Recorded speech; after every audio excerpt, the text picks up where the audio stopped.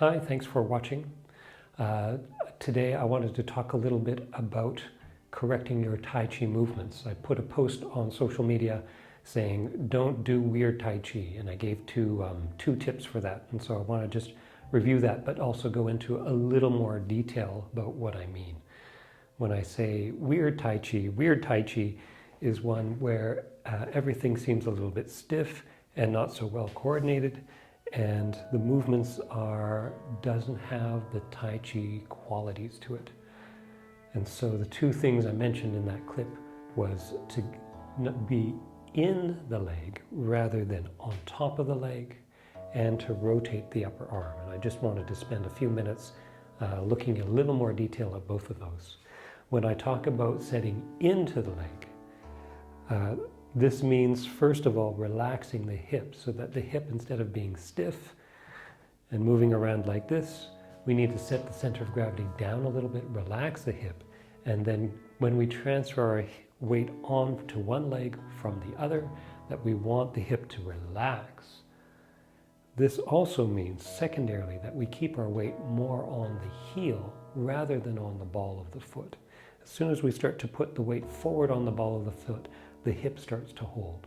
The alignment through the pelvis changes. So set the weight back, relax the low back, relax the hip, and that puts our weight into the leg rather than on top of the leg. Right. It also brings the center of gravity down just a little bit. So those three things, weight on the heel, relax the hip, lower the center of gravity, these are the things that will help you getting from this kind of posture, even with the knees bent. You can still be on the leg rather than in the leg. So either a low posture or a high posture, finding the way to be from this to this will help correct a lot of the movement, especially from being in one posture and then from there transitioning into another posture. The second thing was the movement of the arm. Often people are moving the arm too much, especially side to side, but they're also moving the arm up and down, using the joint as like a hinge, the shoulder joint.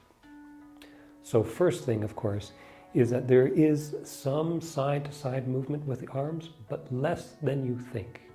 When you're doing a movement, say like cloud hands, the hands are coming across, but the body is also rotating, so that the hands end up always being more or less in front. If this is the midline of the body here, the hand doesn't go past the midline for something like cloud hands. Here the hands are moving across the midline and the body is staying still. As opposed to hands stay in front of the body in relation to the midline and the body rotates. So to smooth out the movement of the arms, first thing is to limit the amount of side-to-side motion so that the arms are always moving in a range that goes from the midline off to scapular angle, but not behind. The other aspect of this is that when we're bringing the arm and changing it from position, say here palm out to here palm up, that change of position happens with a rotation through the upper arm, from the elbow to the shoulder. This part of the body, the elbow here is pointing off to the side, but not too high.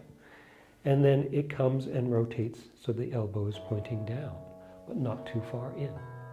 So the range of rotation and the rotation are important to find.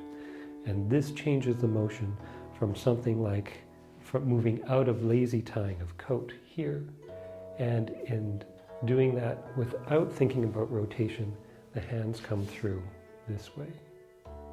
You can do that same motion but having a much different quality of the arms by thinking about having the arms, the upper arm, rotate and rotate.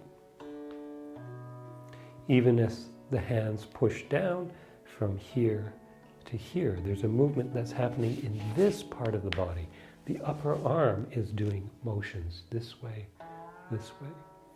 Those two things combined, meaning setting into the leg rather than on top of the leg, and having the arm, instead of moving like a hinge, instead moving in a rotational manner, in a spiral manner. These are the things that will help smooth out your Tai Chi movements.